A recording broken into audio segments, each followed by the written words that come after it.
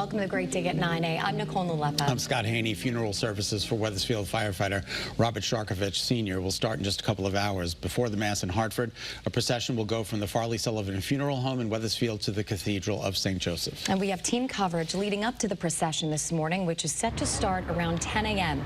Reporters Marcy Jones and Olivia Schuler are live as the state prepares to offer a final goodbye. Marcy, starting with you, how are today's services changing where drivers can go? Good morning. Well, today obviously is all about remembering, honoring, and saying goodbye to a hero. Take a look behind me, guys. This is the kind of preparation happening right now. We just have this massive American flag hanging above to welcome the hero here, and there are a few things that you should know before you head out the door. Wethersfield Public Schools will be closed today, and the Wethersfield Fire Department will be completely offline. Fire department crews from Newington, Berlin, Glastonbury, and Rocky Hill will take over those emergency calls. The funeral service at the Cathedral of St. Joseph in Hartford will start at 11 this morning. Be advised, both sides of the Silas Deane Highway will be closed, starting around 10 from the Hartford City Line to Wells Road for the procession, and will remain closed for about an hour. Then at 12:30, the following roads on your screen will be closed for the return of the funeral procession. Ridge Road, Hartford City Line to Prospect Street, Prospect Street at Ridge Road, Griswold Road at Prospect Street, Griswold Road at Maple Street, Maple Street at Gilbert Avenue in Rocky Hill. Those roads are expected to stay closed until 2 p.m. and police are asking folks to try and avoid the area for the procession. If you are looking for spots to park, we've got a full list of ways that you can do so up on our website. Reporting in Hartford, Marcy Jones, Channel 3 Eyewitness News.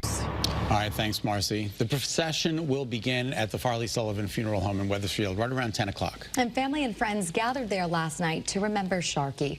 That's where we find Olivia Schuler, who is live. Olivia, what is it like right now? Nicole and Scott, there's definitely some somberness in the air here, but friends, family, and some first responders have started to gather here at the funeral home. You can see that there are some red lights that are lit in front of the home, as well as American flags that are lining the road to this entrance. Tons of people gathering here right now, and in less than 1 hour, a beautiful procession will take off here, heading to the Cathedral of St. Joseph's in Hartford. Hartford is home. It's where Robert Sharkovich spent much of his career as a firefighter. It was in his blood. His brothers Gary and Stephen also proudly suited up and battled fires. Years after, Gary and Robert's son followed in their steps. After retirement in Hartford, Sharkovich's career as a firefighter continued.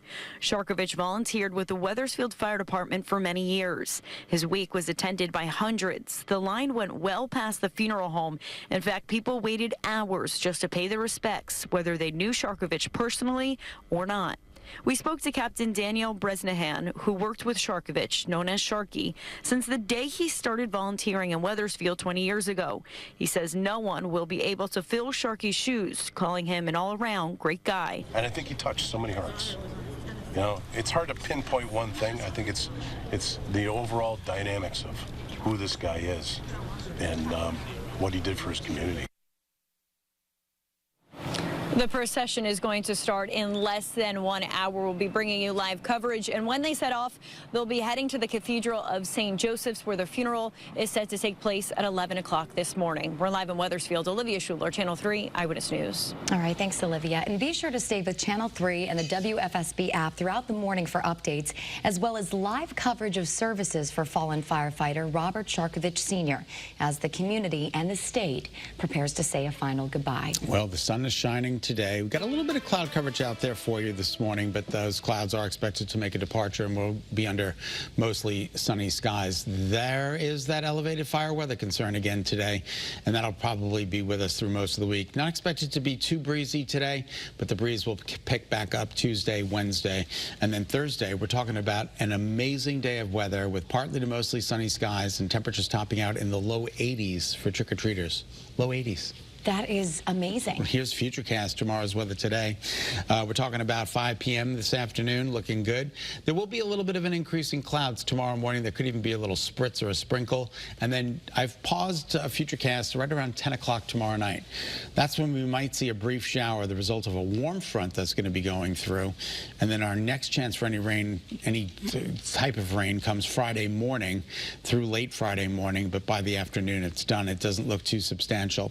So for the rest of today, temperatures will be in the mid-50s, if not some upper 50s. And you will see an increase in clouds by tonight, but today is a nice fall day. Get out there and enjoy it. Tomorrow, increasing clouds, just a little bit milder. And then look at the temperatures on Wednesday. The typical daytime high for this time of year is about 59, not 75. And then again, as I just mentioned, Halloween, we're talking about 81 degrees. The record is 82, set back in 1946. That is wild. The Wild. kids are going to be rejoicing everywhere. So excited. So are parents as they trail behind their kids. Exactly. Well, the fact that the kids won't be complaining about, I don't want to wear my winter coat. Exactly. You know, so that'll be really nice. Cool. Channel 3 is your Campaign 2024 authority. And guess what? We're going to be deciding on more than just the president on November 5th. Yeah, voters in Portland will weigh in on a controversial school proposal. The measure would create what some are calling a mega school at Valley View. It would also shut down 2 elementary schools. Now, if the project is approved, Valley View would go from pre-K to 1st grade to a school that has pre-K through 5th grade. The town would put up $33 million of the more than $60 million price tag. And voters in plenty of other towns in the state will also be weighing in on school-related ballot questions. In Middletown, there's a nearly $49 million bond proposal for upgrades to the McDonough Elementary School. And in Torrington, voters will decide whether to authorize $6 million for new athletic facilities, a new central office, and demolition of the existing high school. And then over in Trumbull, people there will be deciding if the town will spend $142 million for the construction of a new Hillcrest Middle School. All right, you can see your town's ballot right now to help you make an informed decision. Apparently, they're up on our websites, which is good news. And they're up on the town's websites as well. Terrific. But Election Day is a 8 week days. from tomorrow. Yeah, it's unbelievable. That is wild. It's wild. Remember, early voting still going into effect if you don't want to show up at the polls next Tuesday. Okay, good advice there.